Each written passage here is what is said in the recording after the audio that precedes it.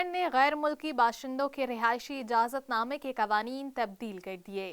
1 نومبر 2024 سے fun land نے رہائشی اجازت نامے کے درخواست دہندگان کے لیے نئی کم از کم آمدنی کی حد متعارف کرائی ہے۔ اپ ڈیٹ شدہ تقاضے اجازت نامے کی قسم اور درخواست دہندہ کے مقام کے لحاظ سے مختلف ہوتے ہیں، جس کا مقصد یہ یقینی بنانا ہے کہ درخواست دہندگان کے پاس فن لینڈ میں رہنے کے لیے مالی وسائل موجود ہوں۔ فن لینڈ کے سوشل انشورنس انسٹی ٹیوشن اور دیگر سرکاری ذرائع کے اعداد و شمار پر مبنی اپ ڈیٹ کردہ اعداد و شمار ہر قسم کے رہائشی اجازت نامے کے لیے مخصوص مالی تقاضے قائم کرتے ہیں۔ درخواست دہندگان کو فن لینڈ میں رہتے ہوئے اپنی مدد کے لیے کافی وسائل کا مظاہرہ کرنا چاہیے، جسے آمدنی کی حد کہا جاتا ہے۔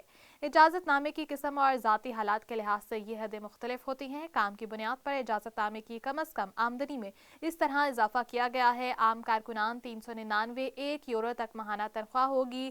ماہرین اور یورپی یونین بلیو کارڈ کے درخواست دہندگان 3638 یورو تک مجموعی ماہانہ تنخواہ لیں گے۔ زندگی کے اخراجات میں فرق کے حساب سے فن لینڈ نے مختلف آمدنی کے تقاضوں کے ساتھ علاقوں کی درجہ بندی کی ہے۔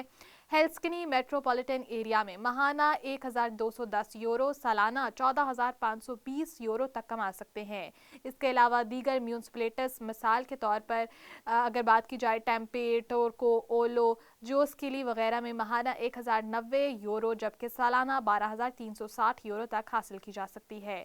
یہ حدیں یقینی بناتی ہیں کہ درخواست دہندگان ہر علاقے میں رہنے کی لاگت کی بنیاد پر رہائش اور رہائش کے اخراجات برداشت کر سکتے ہیں۔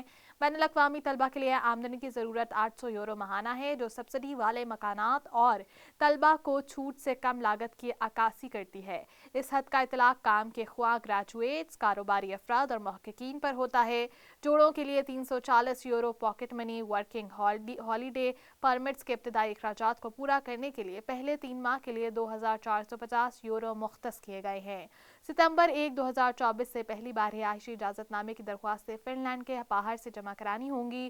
فن لینڈ میں دی گئی درخواستیں عام طور پر مسترد کر دی جائیں گی جب تک کہ غیر معمولی حالات کا اطلاق نہ ہو۔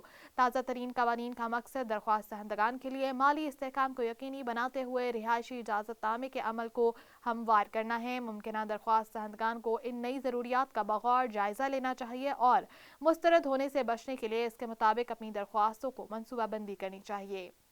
رہائشی اجازت نامے کے لیے فن لینڈ کی نظر ثانی شدہ آمدنی کے تقاضے اس بات کو یقینی بنانے کے لیے اس کی وابستگی کی عکاسی کرتے ہیں کہ درخواست دہندگان مناسب طریقے سے اپنی مدد کر سکتے ہیں۔ ان تبدیلیوں کو سمجھ کر اور اس کے مطابق تیاری کر کے درخواست دہندگان عمل کو آسانی سے نیویگیٹ کر سکتے ہیں، چاہے کام مطالعے یا دیگر مقاصد کے لیے منتقل ہو۔